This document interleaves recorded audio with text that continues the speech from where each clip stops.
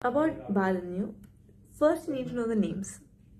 Chidambaram is the director, Shaiju Khalid cinematography, Sushin Shyam music composer, Vivek Harshan editor, and the writers include Chidambaram, Chittu Madhavan, Girish Edi, Chandu Salim Kumar, and Farzana Payathinkar. Farzana is also part of the main cast, and oh my god, she's amazing.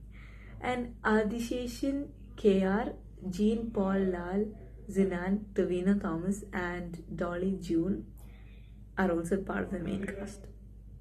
And to work as a team is not easy. And I think the reason Balan succeeded so much is the connection all of them bought.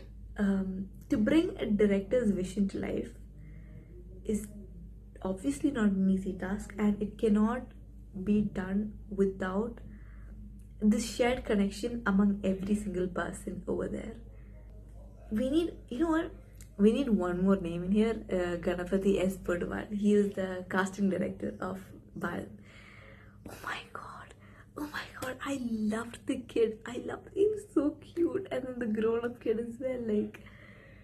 And casting Tovino in that role was great. I loved Tovino in that role.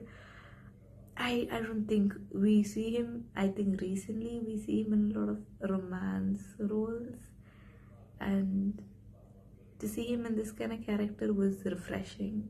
Tovino had a very small role, but it was very complex, much like the grandmother's role.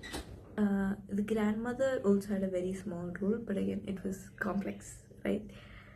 And the acting, the performances added a lot of beauty along with everything else. Yes, so characters, everyone is like larger to life characters. They're kind of extreme, if you ask me, but that's the thing, they're not everyday ordinary people that we encounter, and that's what makes this so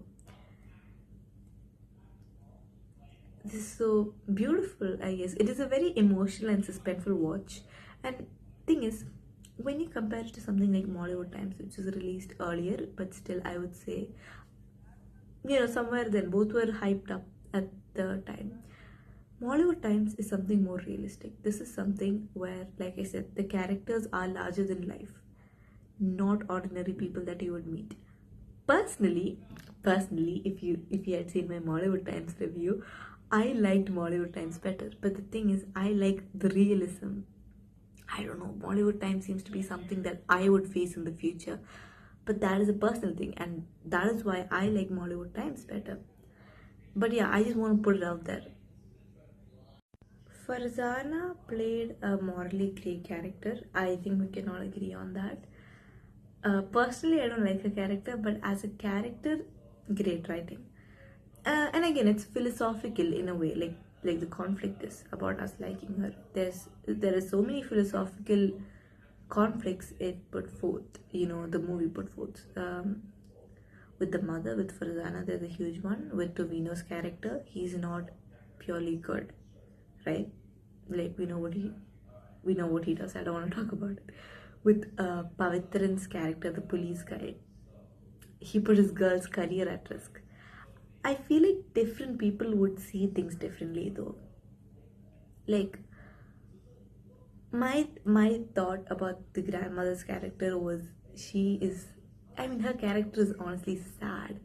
She is lonely but chooses to isolate herself for her own protection, right? But then someone else I watched told me that she was the fun character, and both are right. It is different opinions, but she was incredibly fun to watch. And I'm sorry I went into the technical details in between when talking about the characters, but this is all I have to say. I would ask you to watch the movie because its storytelling is extraordinary and beautiful. Oh my god, it's what do you say, a pleasure to the eyes kind of beauty. It's beautifully done. Thank you for watching. Thank you for listening. Bye bye. See you in the next video.